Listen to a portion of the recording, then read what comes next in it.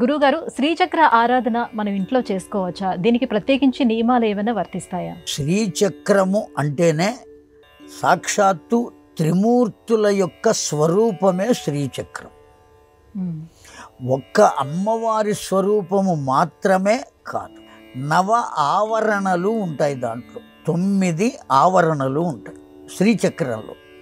ఆ 9 ఆవరణలు ఏమిటి అంటే, మనిషి లోపల ఉండేటువంటి ఆధార చక్రము వద్ద నుండి ఆజ్ఞాచక్రము వరకు 6 చక్రాలు ఉన్నాయి. 7వది సహస్రారం.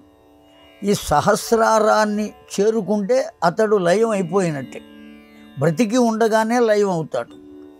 ఈ 6 చక్రాలకు మధ్యలో 3 గ్రంథులు ఉన్నాయి. విష్ణు గ్రంథి, రుద్ర గ్రంథి, బ్రహ్మ గ్రంథి. ఈ 6 చక్రాలు, ఈ గ్రంథులు ఛేదించుకుని ఈ ఆజ్ఞాచక్రం దగ్గరికి కనుక వచ్చినట్లయితే అక్కడి నుంచి జీవుడు యోగ సాధన చేత సహస్రారమునకు చేరుకోవచ్చు. ఈ 6 చక్రాలు ప్లస్ 3 గ్రంథులు కలిపి ఎన్నైనాయి? 9 అయినాయి.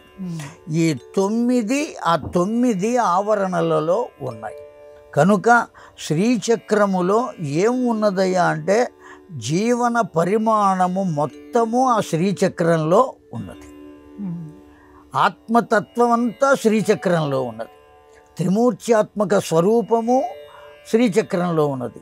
సకల దేవతాగణము 33 కోట్ల దేవతాగణము శ్రీచక్రంలో ఉన్నది.